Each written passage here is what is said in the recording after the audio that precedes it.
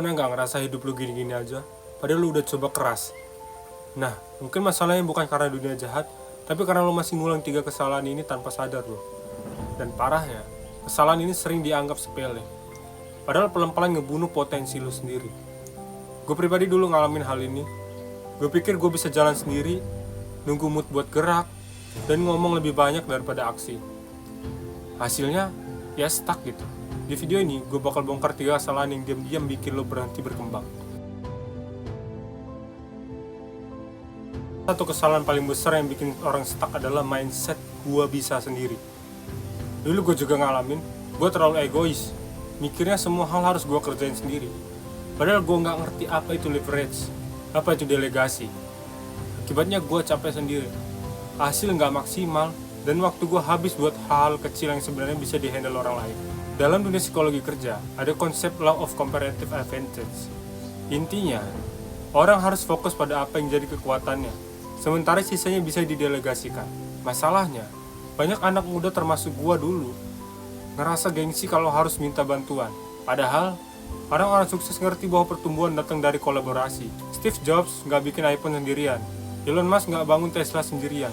Mereka tahu gimana caranya memanfaatkan tim, teknologi, bahkan sistem. Kalau lo masih ngeyel semua dikerjain sendiri, ya jangan heran kalau lo stuck di level itu aja bro. Solusinya, coba lo pelajari leverage. Cari orang, tools, atau sistem yang bisa mempercepat kerja lo. Delegasi bukan tanda lo lemah gitu, tapi tanda lo cerdas. Karena orang besar bukan yang kerja paling keras, tapi yang bisa manfaatin sumber daya dengan paling efektif. Kesalahan kedua adalah nunggu mood buat bergerak. Gue dulu sering banget kayak gini, nunggu inspirasi, nunggu semangat, nunggu kondisi pas.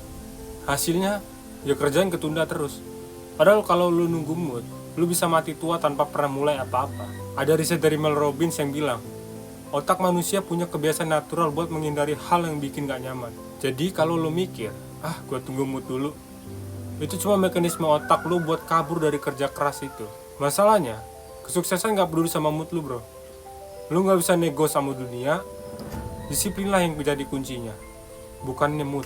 Gue belajar kalau aksi kecil tanpa nunggu semangat itu jauh lebih penting daripada inspirasi besar yang gak pernah diwujudkan. Contoh nyata, dulu gue mulai jogging jam 5 subuh buat nurunin berat badan. Jujur, mood gue nol besar, tapi gue paksain diri 5 menit aja dulu. Dan ternyata, sekali gerak, mood itu nyusulnya belakangan. Jadi solusinya, jangan nunggu semangat tapi bikin sistem. Misalnya set timer 5 menit, kerjain aja dulu. Lama-lama, lu terbiasa buat gerak tanpa mikirin mood.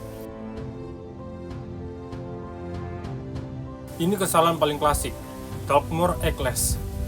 Gue sering lihat orang yang jago banget ngomong, seakan-akan mereka ngerti segalanya. Tapi giliran disuruh praktek, nol besar. Dan gue akui, dulu gue juga sempat kayak gitu. Lebih sibuk diskusi dan overthinking daripada benar-benar eksekusi. Dalam psikologi, ini disebut illusion of progress. Lu merasa sudah maju hanya karena membicarakan sesuatu. Padahal realitanya, lu masih di tempat yang sama. Ini bahayanya bro, karena bikin lu nyaman di zona sibuk palsu. Contoh, banyak orang bilang mau mulai bisnis lah, mau bikin konten, mau investasi kripto atau belajar AI. Tapi bertahun-tahun cuma ngomong.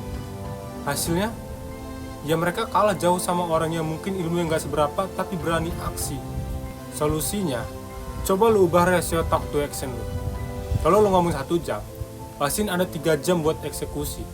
Jangan biarin mulut lu lebih cepat daripada kaki lu. Karena dunia gak kasih reward buat yang paling pintar ngomong, tapi buat yang paling konsisten jalan.